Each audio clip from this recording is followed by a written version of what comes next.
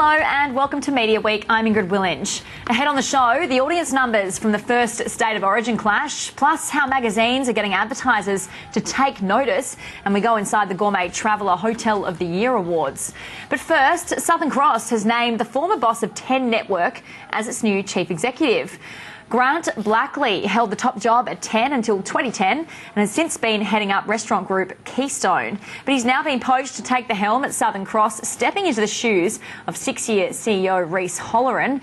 Mr Blackley has been tapped to reinvigorate the broadcaster's sales strategy as well as its programming and talent management.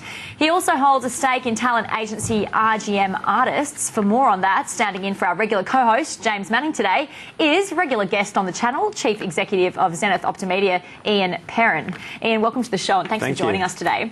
So, news, of course, we've been waiting to hear who would take the helm of Southern Cross. Are you surprised by the move? I'm not surprised at all, actually. I think Grant obviously brings an incredible amount of gravitas to the role. He knows a lot of people in the market. He knows how the business works. I think it's a very smart move on their behalf. Yeah, so he's got a pretty good reputation already. He's got a fantastic reputation. He did a wonderful job at 10 under difficult circumstances, and I think people were waiting for him to come back into the media market at some point. So I don't think anyone will be overly surprised. The relationship he has with some important advertisers, some important media companies will hold him in good stead, and I think you'll see a reinvigoration of their sales organisation, and you know, he's got a lot of work in front of him. Yeah, okay. Well, another big media job going is, of course, the head of the new Endemol Shine Australia group. It seems that there's a lot of movements in the media at the moment in terms of these top positions. What do you make of that volatility? I think the media industry is going through a fundamental shift from a linear analogue way of thinking about communications to a digital, always-on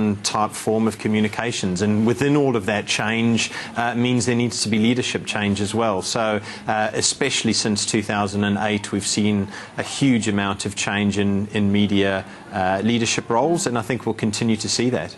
Speaking of some of the changes in the media, of course, we've had confirmation that News Corp will close its free commuter newspaper MX. Now, they've put the decision behind, I guess, changing habits of consumers. How do you read this today with this news?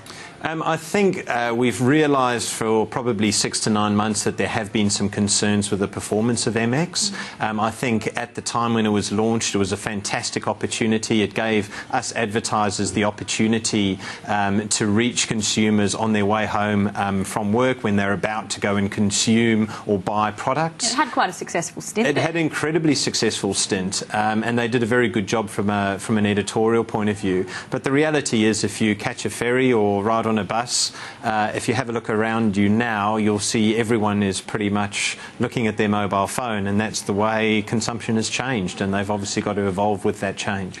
The IAB released first quarter ad revenue this week, and video was the star performer. I guess not such a big surprise there, but it was up 79%. Where are the extra ad dollars coming from? I don't know if they're extra ad dollars. I think the role of video is becoming fundamentally important to how advertisers see their overall mix. So you get the opportunity to demonstrate your products in an audio-visual capacity, but you also get the benefit of targetability that comes with digital. So rather than running your TV advertising in very expensive inventory on free-to-air networks, you can target very specific segments, often with a call to action at the end that people can click straight onto at the end of the video roll. That means it's an incredibly attractive proposition for not just large advertisers to augment their traditional media buy, but also with some advertisers who can't afford traditional TV to be able to afford to run audio-visual communications without a big budget. Speaking of traditional TV, Dick Smith and David Jones are retailers which are offering the first set-top box that is Freeview Plus enabled. Of course, Seven in particular is pushing this innovation, but there seems little buzz from it yet in terms of consumers and advertisers. What do you put that down to? I think the notion of consuming internet-enabled content has been around for a while. I think consumers have many different options on which to consume their content.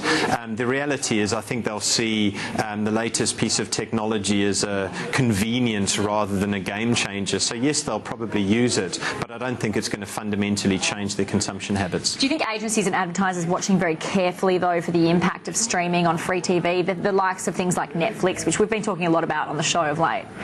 Absolutely. I think it's the biggest hot topic in our industry at the moment. I think what we've seen over time is a fragmentation of TV audiences. We used to have free-to-air networks, then we had subscription television, then we moved on to what were called the digital channels or the additional channels. Now we have streaming services, and every time that happens, there is a fragmentation of audiences, and the amount of money going into television is exactly the same, or it's been consistent for some time. So it means that all of these different channels are fighting even harder for ad dollars. So yes, we're watching it very closely. So with that, do you expect those changes to continue for the next sort of 12 to 18 months? How quick will the transition be?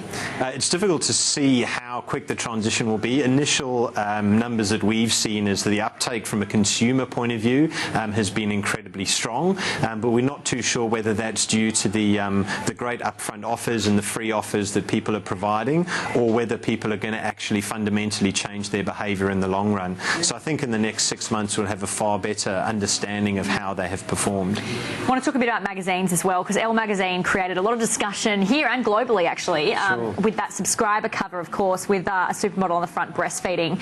And I just wonder how much this has to do with sort of also putting it out there for advertisers. There you can see the pictures. That's the subscriber issue, and then the issue that went to Stans. How much is this trying to sort of get advertisers to take notice? I think the covers of magazines have been, somewhat doing this for a long time. They've tried to shock people into buying their magazines. So I don't think it's anything new. I think that advertisers will invariably go where audiences go. So if it improves the readership of the magazine, then sure, advertisers will support it. All right, Ian, we'll check in with you in a short time. But first, like many media businesses, finding additional revenue streams and new ways to engage with customers and advertisers is, as we were just mentioning, critical. With that in mind, we've focused on a number of recent magazine events, and this week we spoke with Bauer Media executives about Gourmet Traveller, and in particular its second Hotel of the Year awards and its 2015 Australian Hotel Guide. James Manning was at the awards event this week at the Langham Hotel in Sydney and caught up with Tony Kendall, Bauer Media's Director of Sales.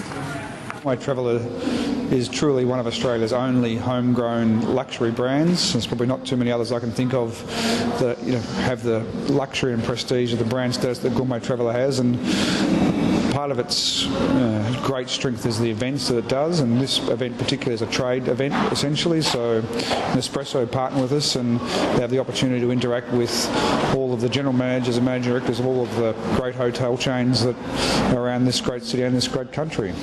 I'm guessing you're spending your time at a lot of events these days, because it is key, isn't it, in getting that, engaging with your advertisers, involving them with the brand? Yeah, look, and we've always done a lot of events, but we're certainly amping it up now. Live experience is a big part of what we do, and advertisers want to have that opportunity to have face-to-face dialogue with, in this case, the trade, or in the case of the weekend we've just had with the Home Food and Design Weekend, have that interaction with the public as well too. It's a great opportunity for them to showcase their brands.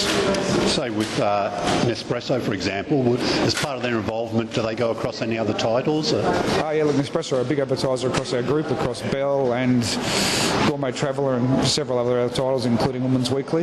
Yeah, and that's a continued, one of your strengths, I guess, is it? Being able to offer advertisers lots of different demos and lots of different mass market and niches? Absolutely. I mean, I think, a brand like Nestle and Nespresso have many products targeted to many different audiences, and obviously our diverse range of magazines give them the opportunity to speak to each of those audiences specifically. We've spoken to you before on the show about niche is important for magazines. It's been one of the real success parts of the business. How's Gourmet Traveller faring? It's going fantastically. The circulation's really strong, the readership's strong, advertising revenue's strong.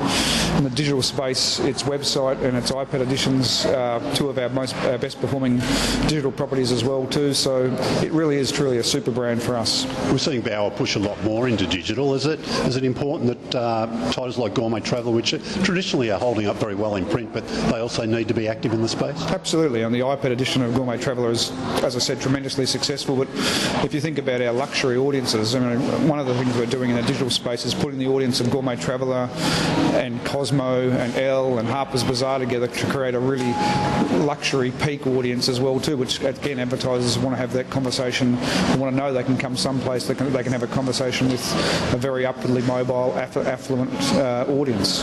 The key sectors, I guess, food and travel, as they offer to the readers, are they quite strong for advertising at the moment as well?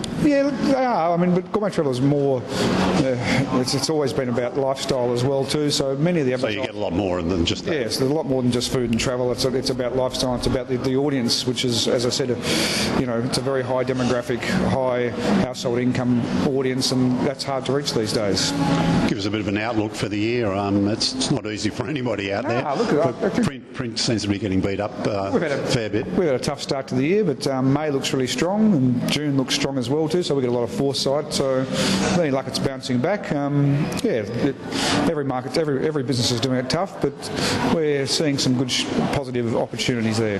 Still a few briefs out there. People looking for print. It's not all about digital. No, we get lots of briefs, but also too the new digital network's allowing us to get lots of digital briefs, and people are more than happy to have print as a back end part of a digital solution as well too.